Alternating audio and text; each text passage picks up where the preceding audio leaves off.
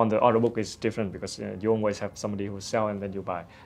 So we really think that we want to simplify that, and so that the users, when they take a look at Birdeye, they're gonna know, okay, this is what happened, like how many people buy, how many sells, and in the perspective of a tokens or in the perspective of a traders.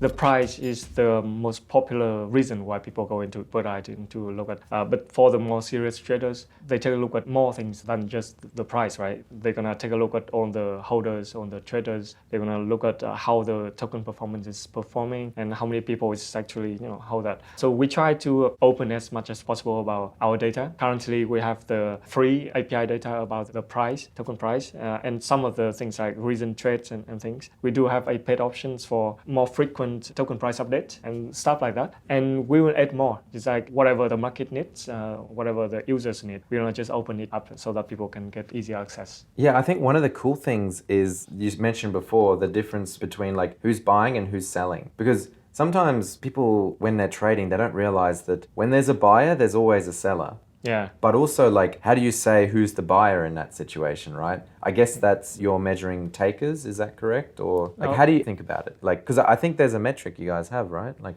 yes. Buyers and sellers? Yes. So the tricky thing is that we are analyzing both order book-based exchange like Serum and the AMMs. And those are like have very different approach, right? Because on AMMs, you don't really have the seller or somebody against you. Yeah. But on the order book, it's different because you always have somebody who sell and then you buy.